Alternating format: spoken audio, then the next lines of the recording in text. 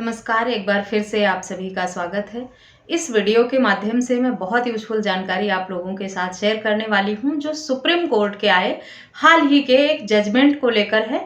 ये judgement maintenance और alimony को लेकर एक लैंडमार्क जजमेंट है, जो हाल ही का आया हुआ है, जिसमें एक पति पत्नी के तलाक के मामले में सुनवाई करते हुए कोर्ट ने ये गाइडलाइन दी, ये निर्देश दिया कि अगर पत्नी वर्किंग भी है, अच्छा खासा कमा रही है, तो किस हिसाब से कितना मेंटेनेंस या एलिमनी अपने पति से मांग सकती है, या कितना उसका हक अधिकार बनता है, और पति को कितना मेंटेनेंस या एलिमनी देना पड़ सकता है। ये जजमेंट इसी टॉपिक पर आधारित है, इसीलिए पति लोगों के लिए भी ये जजमेंट बहुत यूजफुल है और पत्नियों के लिए तो है ही।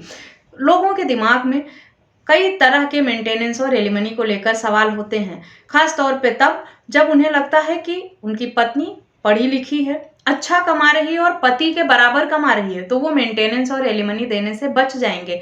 ये जजमेंट इसी पर आधारित है कि कमाऊ पत्नी को, अच्छी खासी पढ़ी लिखी पति के समान इनकम रखने वाली पत्नी को भी कोर्ट ने अच्छा खासा एलिमनी अमाउंट देने का आदेश दिया और पति को तलाक फैमिली कोर्ट से ही मिल गया। पति लोगों के लिए ये जजमेंट डबल फायदा देने वाला है। अगर उनकी पत्नी साथ नहीं रह रही है, अलग रह रही है और वो तलाक चाहते हैं, तो इस जजमेंट के आधार पर वो तलाक भी ले सकते हैं ऐसे पत्नी से। साथ ही साथ मेंटेनेंस और एलिमनी में किस तरह का कोर्ट का फैसला होगा, क्या निर्देश दिया है, वो भी इसी जजमेंट के माध्यम से क्लियर हो जाएगा। तो पूरी जानकारी मेंटेनेंस, एलिमनी और डाइवोर्स पर पाने के लिए इस वीडियो को अंत तक जरूर देखें। अगर मेरे चैनल पर नए हैं, अब तक सब्सक्राइब नहीं किया है, तो प्लीज सब्सक्राइब करके बेल आइकन को जरूर प्रेस करें, ताकि इस तरह की और भी इन्फॉर्मेटिव वीडियोस आपको घर बैठे मिलती रहें। इस मामले में पति पत्नी दोनों 4 साल तक पहले रिलेशनशिप में रहे थे। उसके बाद 2012 में उन्होंने शादी की थी, 4 साल एक दूसरे को डेट करने के बाद। 2012 में शादी के बाद 2014 में पति ने तलाक फाइल किया हिंदू मैरिज एक्ट के सेक्शन 13 में, और क्रूएल्टी और डिजर्शन का ग्राउंड दिया पति ने। कोर्ट में सुनवाई करते हुए जब पति से यह पूछा गया कि आखिर वो अपनी पत्नी से तलाक क्यों चाहता है, तो पति ने डिटेल में जानकारी देते हुए ये बताया कि 4 साल साथ रहने के बाद, रिलेशनशिप में रहने के बाद उन दोनों ने सहमति से शादी की थी। उसके बाद 2012 में शादी के कुछ समय बाद उनके पिता की तबीयत ज़्यादा खराब हो गई, उन्हें मेजर हार्ट प्रॉब्लम हुई और उन्हें हॉस्पिटलाइज होना पड़ा। ऐसे में पति पत्नी को समय नहीं दे पाया, वो ज़्यादा व्यस्त हो गया, थोड़ा मानसिक परेशान भी था, जिस वजह से वो अपनी पत्नी को समय नहीं दे पाया और पत्नी ऐसे में मायके चली गई उसे छोड़कर।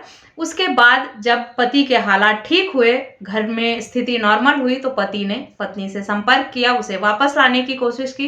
पत्नी ने आने से मना कर दिया और साथ ही ये भी कहा कि वो उनके साथ तभी रहने आएगी जब वो अपने परिवार से अलग रहें, माता पिता से अलग रहना शुरू कर दें, क्योंकि वो ज्वाइंट फैमिली में नहीं रहना चाहती, परिवार के साथ नहीं रहना चाहती। पति ने जब ऐसा करने से मना किया तो और वापस लाने का दबाव बनाता रहा, बार बार प्रयास करता रहा, तो पत्नी ने उसे 498 डीवी एक्ट जैसे झूठे मामले लगाकर उसे और उसे परिवार को जेल भिजवाने की भी धमकी दी। साथ ही पति पर एक्स्ट्रा मैरिटल अफेयर का आरोप भी लगाया। इन्हीं सब तर्कों को देते हुए कोर्ट ने ऐसी पत्नी से तलाक मांगा कि अगर महिला साथ रहना ही नहीं चाहती है, घर बसाना ही नहीं चाहती है, तो और इतने समय से अलग रह रही है, मुझ पर झूठे आरोप लगाए हैं, धमकियां दे रही है मुझे केस करने के, और साथ रहना भी नहीं है, परिवार से अलग करना चाहती है, ये सारे ग्राउंड जो हैं वो क्रूल्टी और डिजर्शन को साबित करते हैं। और इसी आधार पर पति को तलाक चाहिए ऐसी पत्नी से, क्योंकि 2 साल का समय पूरा नहीं हुआ है, इसीलिए डिजर्शन का ग्राउंड नहीं बनता है। लेकिन बाकी जो तथ्य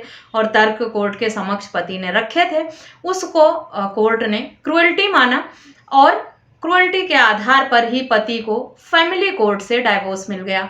उसके बाद पत्नी ने अपील किया हाई कोर्ट में, मामला हाई कोर्ट में गया, वहां भी पति ने सारे तर्क रखे और पत्नी ने भी अपने तर्क दिए कोर्ट में। दोनों पक्षों को सुनने के बाद हाई कोर्ट ने भी पति की ही साइड ली, पति की तरफदारी की और कहा फैमिली कोर्ट का फैसला जो है वो बिल्कुल सही है, और अगर पत्नी इस तरह से परेशान करेगी, धमकियां देगी, झूठे आरोप लगाएगी, तो ऐसे में और माता पिता से अलग रहने को कहेगी, तो ऐसे में कोई पति अपने पत्नी के साथ कैसे रहेगा और साथ में रहना भी नहीं चाहेगा। चाहती है, साफ मना भी कर दिया है पत्नी ने।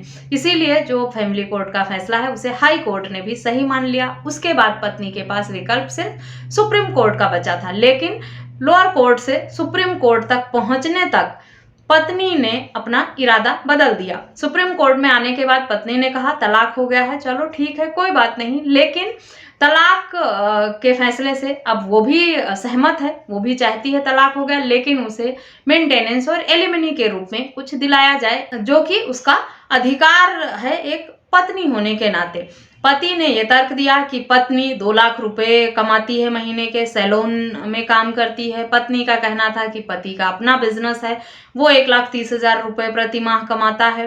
पति ने 16,000 रुपए कमाने की एफिडेविट लगाई और कहा कि मैं एक कॉन्ट्रैक्ट वर्कर हूँ, मुझे डेली बेसिस पे काम मिलते हैं और जब मुझे काम मिलता है तो ही मुझे पैसे भी मिलते हैं, मेरी कोई फिक्स इनकम नहीं है। इस तरह के तर्क देते हुए 16,000 रुपए महीने की इनकम का एफिडेविट पति ने दिया था, जो कि बाद में कोर्ट ने पाया कि ये झूठी और गलत एफिडेविट थी। पति ने अपनी इनकम को छुपाया था।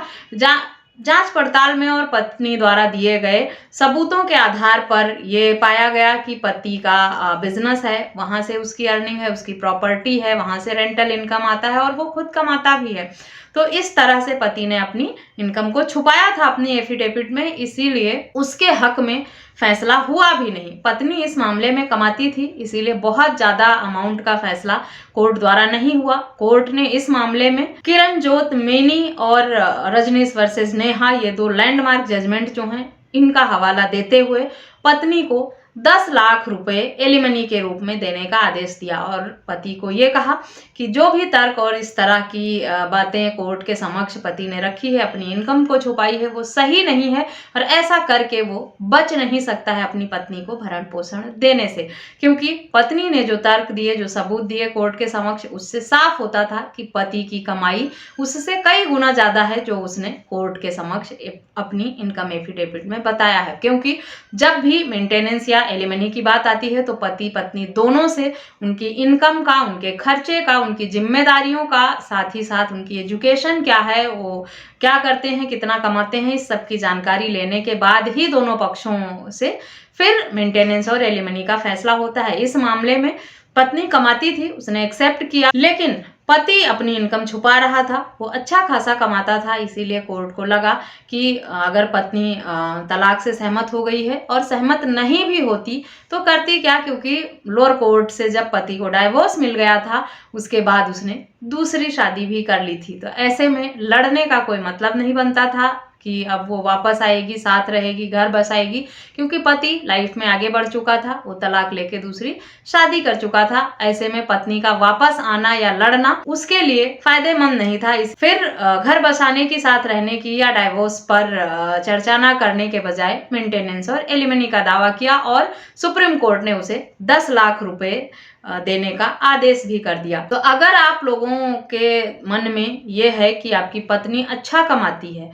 मोटा कमाती है, आपके बराबर कमाती है, आपके जितना ही पढ़ी लिखी है, और आप उसे मेंटेनेंस या एलिमनी देने से बच जाएंगे, आपको ऐसे ही डाइवोर्स मिल जाएगा, हाँ तब हो सकता है जब पत्नी ही आपसे अलग रह रही हो, वही डाइवोर्स फाइल करती हो या उसने सहमति से तलाक दे दिया हो। यहाँ पर पति ने तलाक मांगा था, उसी ने दूसरी शादी भी कर ली थी, इसीलिए तलाक की डिक्री जो है वो पति के फेवर में हुई थी, क्योंकि उसने ये तर्क दिए थे कि पत्नी साथ रहना नहीं चाहती है, उसे धमकाती है, डराती है और झूठे केस करने के लिए भी कहती है, साथ ही उसका किसी अन्य महिला के साथ नाजायज संबंध भी बताती है। इस सब बातों को सुनकर कोर्ट को लगा कि पति के साथ क्रूरल्टी हो रही है और उसके हक में फैसला हो गया।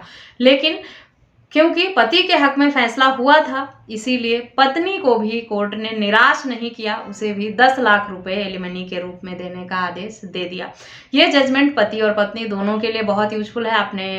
आप इस जजमेंट को पढ़ें, समझें और इस बात को अच्छे से समझ लें कि अगर आपको लगता है कि पत्नी कमा रही है या आपके जितना इनकम है, बराबर पढ़ी लिखी है, उसके नाम प्रॉपर्टी है और इनकम है, तो आप मेंटेनेंस या एलिमनी देने से बच जाएंगे, आपको एक भी रुपए नहीं देना पड़ेगा। तो ये जजमेंट आपकी इस बात को गलत साबित कर देगा। जजमेंट की डिटेल वीडियो के डिस्क्रिप्शन बॉक्स से मिलेगी, वहां से डाउनलोड करके पढ़ सकते हैं, समझ सकते हैं। वीडियो सुनने के बाद, जजमेंट पढ़ने के बाद किसी भी तरह का कोई सवाल है तो आप मुझे ईमेल, व्हाट्सएप या कमेंट करके पूछ भी सकते हैं मुझसे। संपर्क के सभी माध्यम आपको वीडियो के डिस्क्रिप्शन बॉक्स से मिल जाएंगे। इस वीडियो में बस इतना ही, मिलते हैं नेक्स्ट वीडियो में। तब तक के लिए थैंक यू एंड बाय।